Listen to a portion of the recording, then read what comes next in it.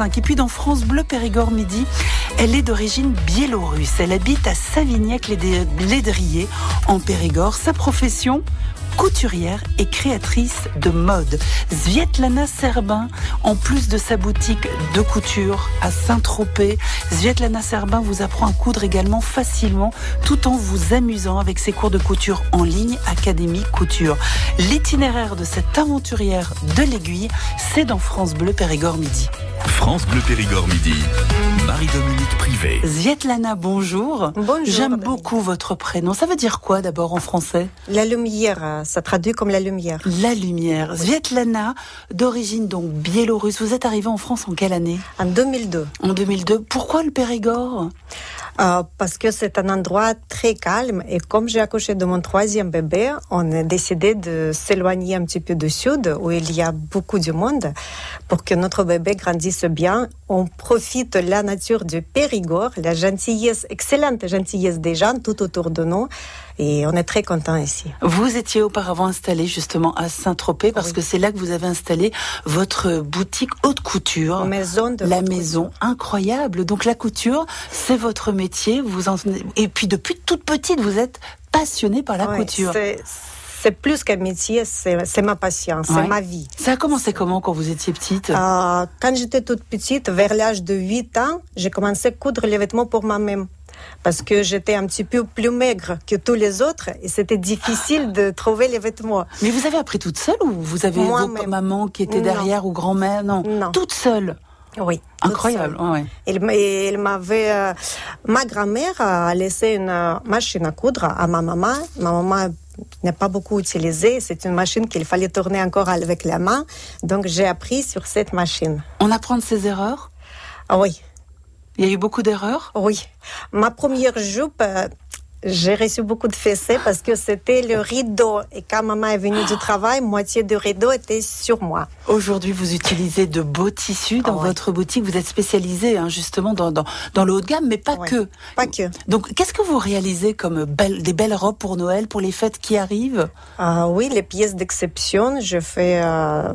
surtout, c'est avec les paillettes maintenant, pour le Noël, pour le réveillon. Bien sûr. C'est les robes brillantes, c'est une fois par l'an qu'on porte ces robes. Alors, la haute couture, c'est pas accessible à tous. Il faut vraiment de l'expérience et du professionnalisme. Et c'est pour ça, peut-être que vous avez lancé sur le web Académie Couture des tutos, donc de couture online avec des explications et des astuces en direct ce que vous donnez. Ça veut dire que quelqu'un comme moi qui ne sait absolument pas coudre, si je regarde vos tutos, ça veut dire qu'avec une machine à coudre, je vais pouvoir faire des jolies choses. Vous allez commencer bien coudre en ayant une très très bonne base, parce qu'on explique souvent pas beaucoup de choses, mais dans les petits détails, qu'est-ce que les gens apprécient. Je reçois beaucoup de mails de remerciements que j'explique avec les tout petits détails que c'est normal pour tout le monde, que tout le monde doit savoir. Mais non, si vous commencez, vous savez pas ça.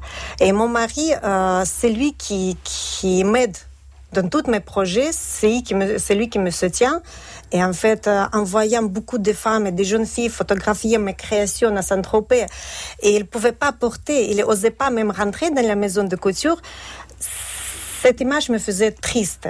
Et j'ai partagé mes sentiments à mon époux, et il m'a dit un jour, mais pourquoi pas de faire une école de couture online gratuite pour que les jeunes ils apprennent à coudre ce que tu fais, comme ça tout le monde peut profiter de cette beauté. Et vous le faites bien de le préciser parce que ces tutos, on peut s'abonner, c'est gratuit. C'est gratuit. Oui, vous pouvez s'abonner aussi à ma chaîne YouTube, c'est pas longtemps qu'on a lancé, et toutes les vidéos vous pouvez regarder toutes. Et donc on peut apprendre, entre autres, j'ai regardé, je suis allée voir les petits tutos que vous avez postés, apprendre à faire les différentes coutures et point, machine et à la main. Oui. Les deux, voilà. Oui.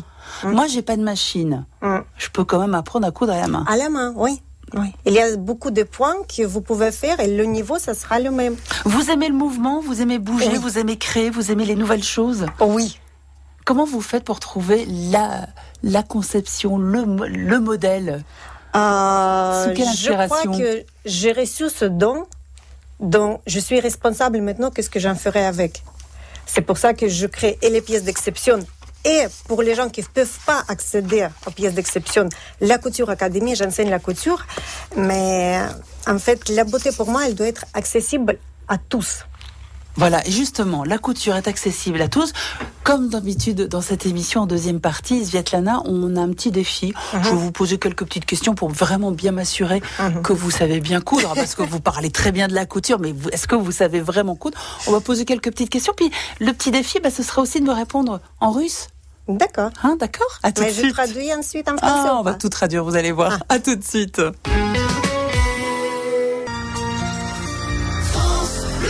France Bleu Périgord. Svetlana Serbin, couturière et créatrice de mode à Savignac-les-Driers en Périgord, qui va relever le défi. Alors, il est très gentil le défi aujourd'hui. Je suis pas très méchante aujourd'hui, Svetlana, parce que j'ai tout simplement envie que nos auditeurs partagent avec vous votre très joli accent russe.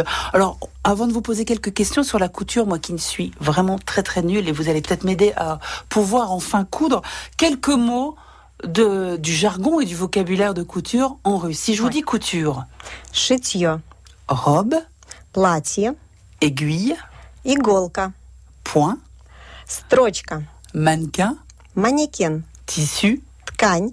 C'est joli comme langue. Vous parlez couramment le russe encore aujourd'hui? C'est ma langue natale, donc je crois que je ne peux pas oublier. Vous transmettez à vos enfants? Oui, mes enfants sont bilingues. D'abord, ils parlent en français et avec un énorme accent français en russe. Bon, je connais maintenant le vocabulaire russe. Je ne sais pas si ça va beaucoup m'aider à apprendre à coudre. Vous allez m'aider à coudre. Comment, tout d'abord, moi qui suis débutante, je choisis mon tissu? Pour choisir le tissu, tout simplement, il ne faut pas déjà acheter le tissu au marché de premier prix. C'est déjà important. Après, il faut voir quand vous tirez le tissu, si les fils ils se déforment pas, si les fibres ils se déforment pas. Comment piquer droit à la machine? Justement, beaucoup de monde qui me pose cette question, et il y a 3 semaines, j'ai sorti un kit qui est en vente maintenant sur mon site coutureacademy.com. Il coûte autour de 5 €. Et avec ce kit, c'est un guide, vous pourrez apprendre à coudre bien droit et faire les jolis arrondis. Mais qu'est-ce qu'il faut? Est-ce qu'il faut vraiment de la patience? Oui. D'accord. Bon, ça, j'en ai pas. Les points de base en couture. Il y a 2 points de base, point droit et point de zigzag. Petite information, faut-il laver le tissu avant de coudre? C'est une bonne question. Ce processus s'appelle décatissage. Oui. Il vaut mieux, surtout les tissus naturels. D'accord. Et puis attention, est-ce que ça se lave à la main ou à la machine? Il faut faire attention. Oui. D'accord. D'abord, vous pouvez vous renseigner chez votre marchand de tissus. Quelle machine à coudre, moi qui n'en ai pas, faut-il avoir pour débuter? Toute simple. Il ne faut pas acheter une machine avec plein de fonctions. Toute simple, pas cher, autour de 50-70 €. D'accord. Quels conseils vous donnez à un débutant en couture? Quels sont les bons conseils qu'il faut avoir? Les bons conseils, mon principe, c'est 7 fois mesurer et une seule fois couper. C'est-à-dire? Ça veut dire, il vaut mieux mesurer plusieurs fois avant de découper le tissu. Parce qu'une fois vous avez coupé, c'est fini. Et surtout pour les robes de mariée. Surtout. Il faut faire attention après, une fois que... Donc, bien mesurer, ça c'est important. Plusieurs fois mesurer. De la patience. Beaucoup de patience et surtout croire en vous et prendre cette partie de plaisir. Parce qu'on transfère notre plaisir dans le tissu. Et là, on obtient des chefs-d'œuvre. Et pour vous, la couture, c'est du plaisir? Oui. Oui, c'est ma vie. Svetlana, merci beaucoup d'avoir été avec nous sur France Bleu Périgord. On rappelle le site Couture Academy à la française avec IE à la fin. D'accord. .com. Tout simplement. Et puis tout simplement votre boutique qu'on peut découvrir également à Savignac-les-Driers. Et vos créations? C'est Serbins, SERBINS.com. Merci à vous. Merci à vous.